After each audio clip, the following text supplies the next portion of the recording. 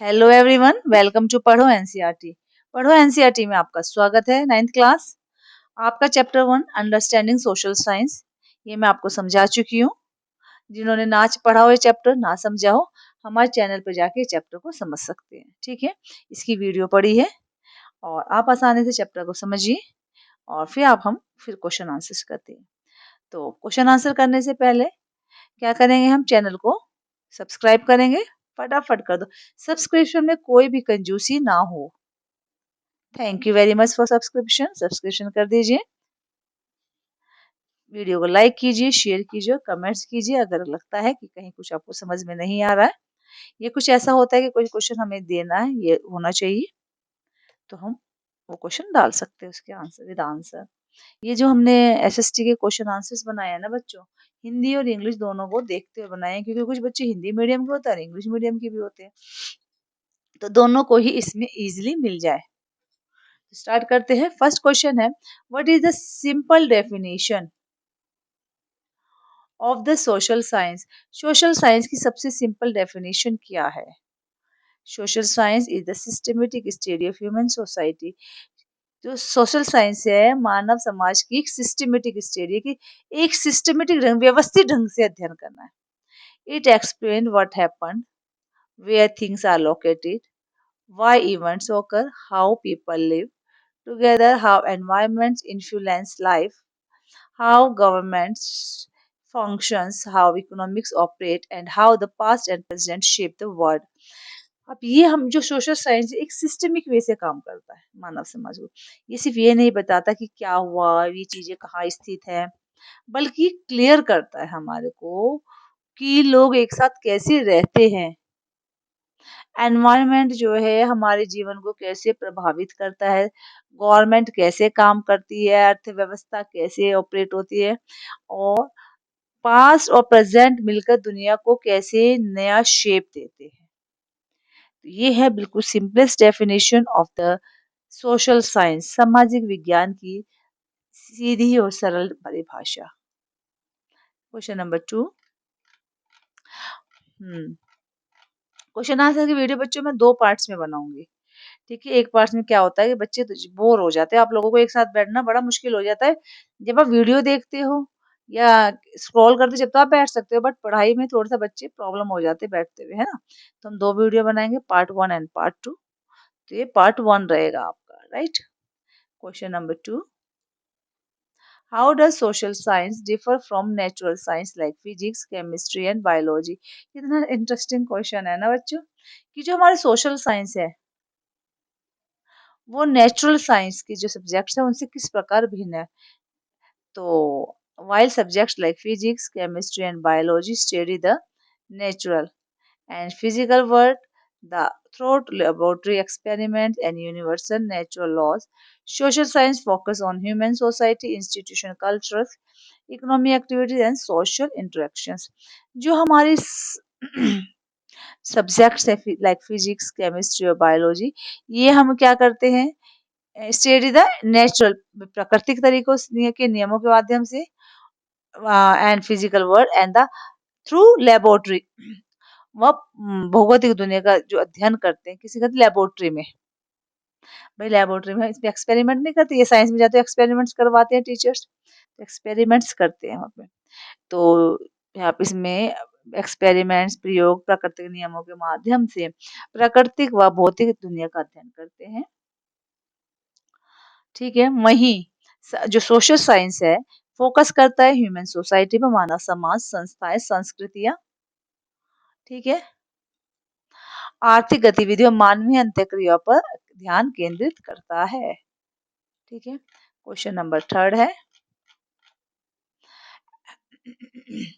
explain however everyday activities like eating food or using electricity connect us to wider social system। स्पष्ट कीजिए कि भोजन करने या बिजली का उपयोग करने जैसी दैनिक गतिविधियां हमें व्यापक सामाजिक प्रणालियों से कैसे जोड़ती है। देखो, जो हम कह रहे हैं कि हमें क्या क्लियर करना है, एक्सप्लेन करना है कि जब हम खाना खाते हैं या बिजली का यूज करते हैं, रेगुलर में करते हैं, तो ये हमें कैसे सोशल सिस्टम से जोड़ते हैं, कैसे कह सकते हैं कि हम सोशल सिस्टम से जुड़ रहे हैं इससे। खाना खाते हुए हम कैसे सोशल सिस्टम से जुड़ रहे हैं। अब देखो बच्चों, जो हम खाना खा रहे हैं, अब ये तो है नहीं कि हमने घर में ये अनाज उगा लिया, सब्जी उगा ली, हल्दी, नमक, मिर्च सब चाहिए होता है। तो हम खाने के लिए खाना पता नहीं कहाँ नमक कहाँ से आ रहा है, हल्दी कहाँ से आ रही है, पता ही हमारे जो देश है उसके अलग-अलग रीज़न से आ रही है। ठीक है? The food that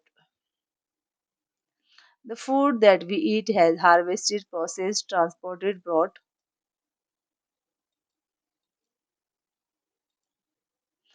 and sold through the labor of a numerous individuals across different regions. Similarly, the electricity we use generated at distant power station and transmitted through vast infrastructure network managed by public authorities and workers, showing our interdependence. हम जो खाना खाते हैं विभिन्न क्षेत्रों के अनगिनत लोगों के श्रम से काटा भाई वहां से आता है, जो बहुत सारे लोग काम करते हैं पर ट्रांसपोर्ट है, खरीदा बेचा जाता है। इसी प्रकार जो हम बिजली यूज करते हैं, घर में तो बनती नहीं बिजली, पता नहीं बहुत दूर बिजली घरों में उत्पन्न होती है और बहुत कई नेटवर्क से हमारे पास पहुंचती है, जिस जो हमारी परस्पर निर्भरता को दर्शाता है कि हम एक दूसरे पर कितने इंटरडिपेंडेंस हैं। फोर्थ क्वेश्चन है आपका,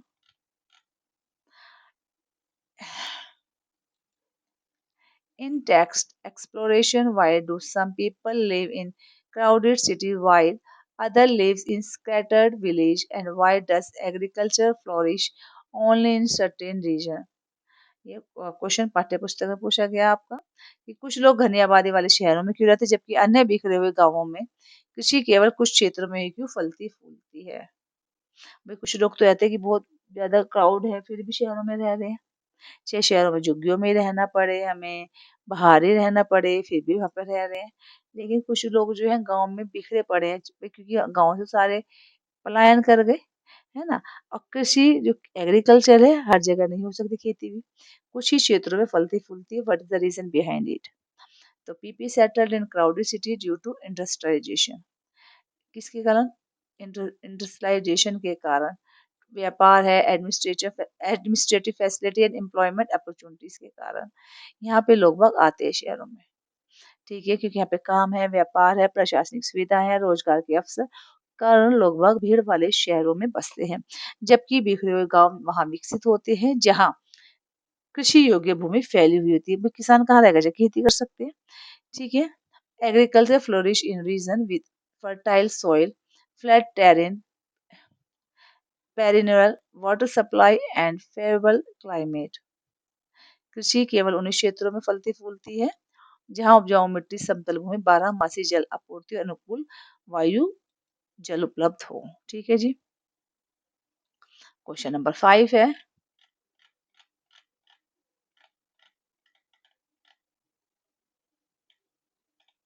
5 ही तो कर रहे हो हाँ। What is the concept of पंच महाभूत?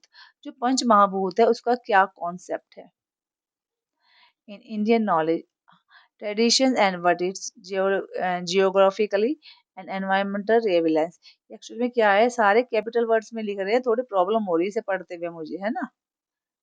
जो हमारे आईटी पर्सन है, हमने उन्हें क्वेश्चन दिए, महाराज ने उन्हें सारे के सारे कैपिटल वर्ड्स में फिट कर दिए हमारे भाई साहब।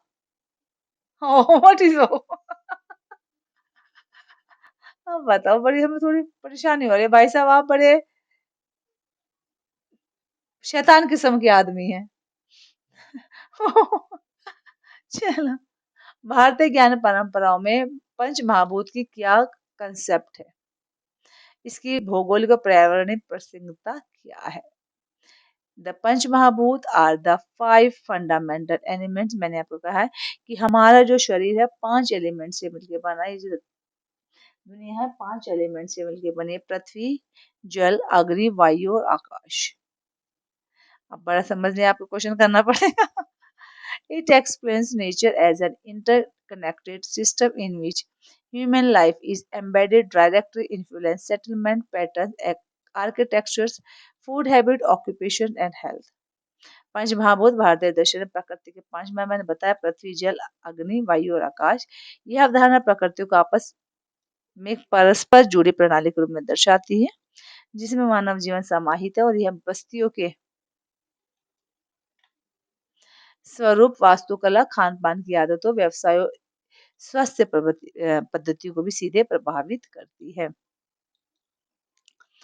How does the philosophical ideal of Vasudev Kutumbam relate to the study of social science?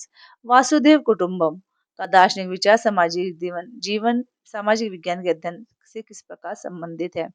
वासुदेव कुटुंबम का क्या अर्थ होता है? It translate the word is the one family, यानी पूरा संसार एक परिवार है। It express the global interconnectedness and interdependence of human societies across geographical boundaries, cultures, and economics, which forms a core focus of modern social science.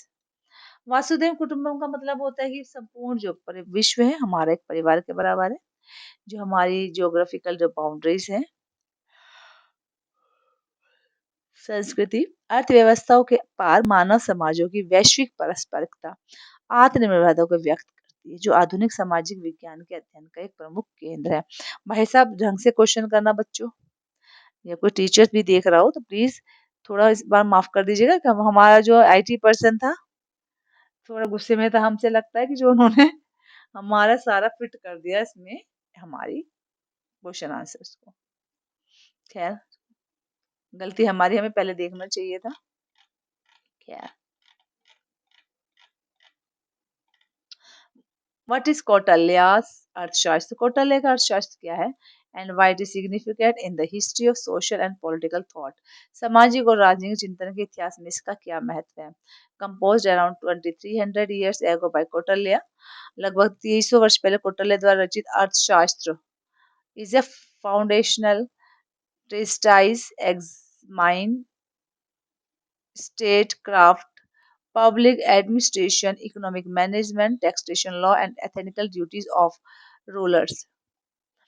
अब 2300 साल पहले कौटिल्य ने क्या रचित किया था? अर्थशास्त्र, जिसमें उन्होंने क्या बताया था कि कैसे शासन कला है, एडमिनिस्ट्रेशन सिस्टम क्या है, टैक्सेशन टैक्स कैसे लिए जाए, कानून कैसे बनाए जाए, इन सब का एक मौलिक ग्रंथ बनाया, और जो ये सिद्ध करता है कि आधुनिक शैक्षिक विषयों के उद्भव से बहुत पहले ही व्यवस्थित सामाजिक और राजनीतिक चिंतन विद्यमान था।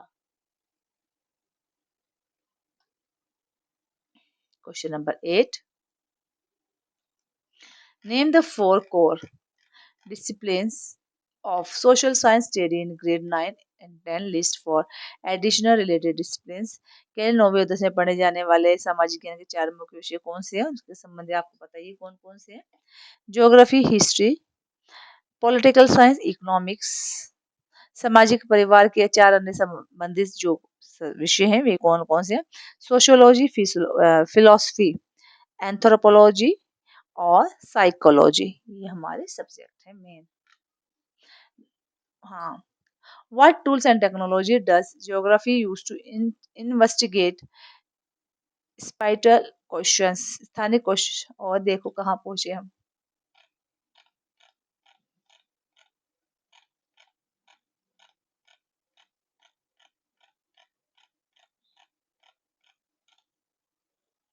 हम्म,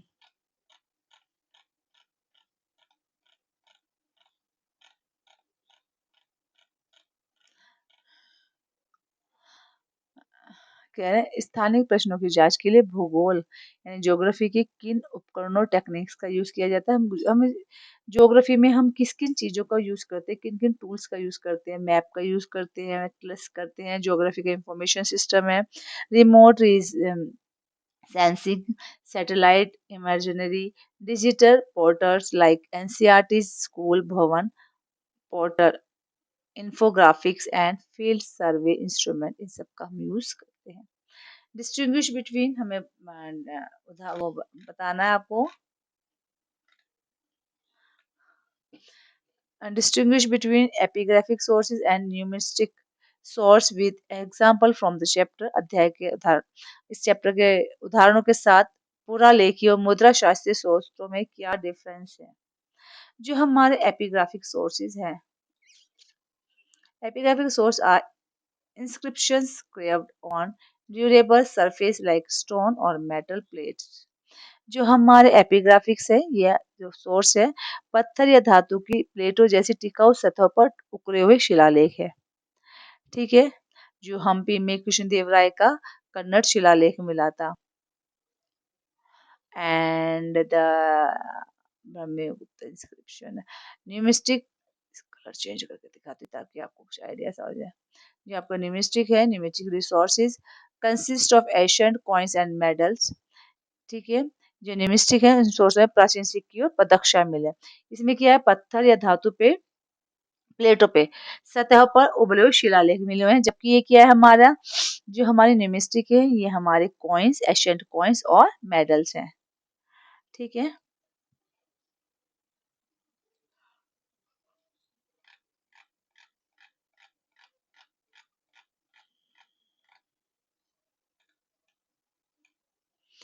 What is empirical evidence and how has modern historiography adapted scientific method? अनुभवजन्य साक्ष्य empirical evidence क्या है और आधुनिक इतिहास लेखन ने वैज्ञानिक विधियों को कैसे अपनाया है? Empirical evidence is information gathered through direct observation, excavation, or experimentation. Modern historiography relies on scientific method including carbon 14 dating, human genetics. ये कह रहे हैं जो हमारे एविडेंस है, साक्ष्य व जानकारी जो हमारे प्रत्यक्ष रूप से अवलोकन, उत्खनन या प्रयोग द्वारा एकत्र की जाती है। आधुनिक हिस्ट्री जो हमारी है उनमें इंक्लूड होता है समय सीमा स्थापित करना, तथ्यों को स्थापित करने के लिए क्या करें, कार्बन 14 डेटिंग, मानव यानी डीएनए, स्तर विज्ञान, प्रयोगशाला सामग्री और वैज्ञानिक विधियों का यूज किया जाता है। ठीक है। ये जो फर्स्ट पार्ट है बच्चों वीडियो का, आपका यहाँ खत्म होता है। बाकी के क्वेश्चन अभी बच रहे हैं। ऐसा नहीं है क्वेश्चन खत्म हो गए, क्वेश्चन अभी बच रहे हैं। ये क्वेश्चन हम सेकंड पार्ट में करेंगे। जब तक के लिए थैंक यू। वीडियो अच्छी लगी तो लाइक कीजिए, शेयर कीजिए और हमारे चैनल को सब्सक्राइब कीजिए। थैंक यू बच्चों very much for subscription. Thank you so much.